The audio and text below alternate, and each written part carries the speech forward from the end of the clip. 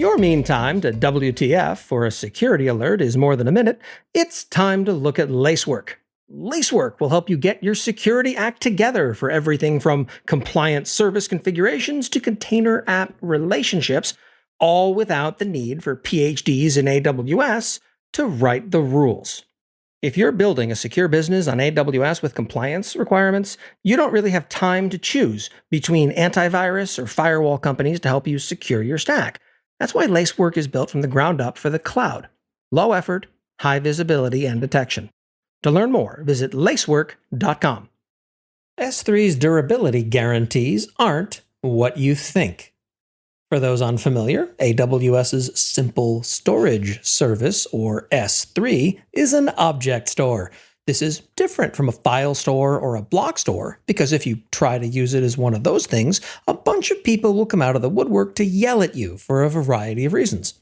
Object storage is the most economical storage approach across multiple cloud providers. The cloud industry collectively took a vote, and object stores won. Today, I want to highlight some of the guarantees AWS makes around your data. We'll start with availability.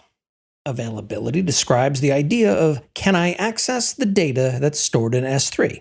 Except for that one time in 2017 where S3 went down and US East won for an afternoon, the availability of the service has been exceptional and far better than AWS has held to via their published SLAs for the service. A 99.9% uptime guarantee means that the service can be down for as much as 1 minute and 26 seconds a day, 43 minutes and 49 seconds a month, or 8 hours, 45 minutes, and 56 seconds per year before they're breaching that SLA. In practice, if S3 were down anywhere near that much on a consistent basis, the internet would have largely made other plans for where their data was going to live. This is all fine and good because it's not where I'm taking this episode today. Let's talk about durability. Durability describes the idea of, I've stored my data inside of S3. How much of that data have you lost? This is understandably a very different risk model than availability. I can't reach my data is one thing. My data is lost and gone forever is quite another. Compared to the 99.9% availability guarantee, S3's durability design target numbers are the stuff of legend and or absurdity. It's got 11 nines of durability. That's 99.99999. You get the picture. Amazon states that if you store 10 million objects with Amazon S3, you can expect on average to incur a loss of a single object once every 10,000 years. This is well beyond the risk level of gravity randomly stops working. So let's unpack that a bit. I want to point out a few things that are worth noting. First, this is presumably due to the number of different hard drives that the objects reside upon.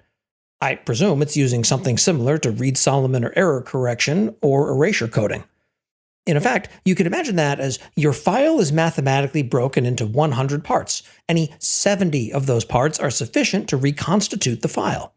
Those parts are then strewn across different drives, locations, etc. The probability of all of those drives simultaneously failing is what gives that ridiculous durability number. Second, AWS offers no formal SLA around data durability in S3. Okay, fine. It's clear the service works. Reliable reports of S3 losing data are non-existent. Let me save you some time if you're trying to negotiate your AWS contract to include custom SLAs. You won't get them. This episode is sponsored by ExtraHop. ExtraHop provides threat detection and response for the enterprise, not the starship. On-prem security doesn't translate well to cloud or multi-cloud environments, and that's not even counting IoT. ExtraHop automatically discovers everything inside the perimeter, including your cloud workloads and IoT devices, detects these threats up to 35% faster, and helps you act immediately. Ask for a free trial of detection and response for AWS today at extrahop.com/trial. Third, and most relevant to what you should consider in your planning, is that their durability target applies to a bunch of different S3 storage classes, including their one-zone infrequent access storage tier. This storage class saves money by only storing your data in a single availability zone and wouldn't survive the destruction of that AZ. Let's go back and restate that. Moving all of the hard drives that contain your data closer together, in some cases into a single building, does not impact the durability metrics.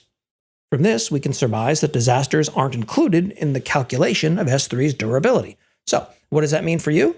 In hindsight, it makes perfect sense. The collapse of government and the takeover of an AWS region by roving gangs of bandits is orders of magnitude more likely than 0.000000001%.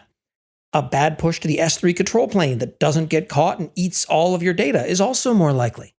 Realistically, winning the lottery while being struck by a meteorite and lightning at the same time as you're being abducted by aliens is more likely than that. All of the AWS regions can burn down 8 times in a row, and it's still more likely.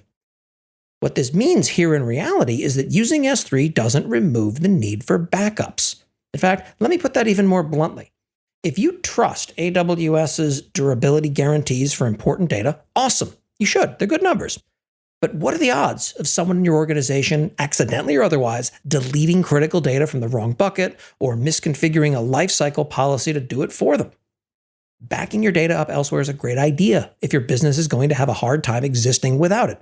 Another region is a good idea. Another AWS account that nobody from the first account has access to is a better one. And another cloud provider entirely is the easiest one to explain to your risk management people. So I'm not suggesting that AWS is doing anything wrong by citing these numbers. I just know that I've spoken to folks who've used the durability numbers as evidence that they don't need to worry about backing things up. And that frankly scares the hell out of me. So I implore you, don't do that.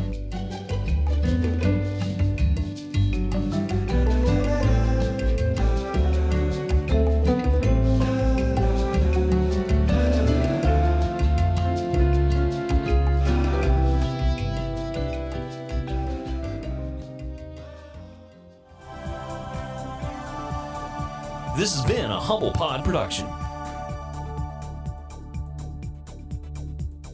Stay humble.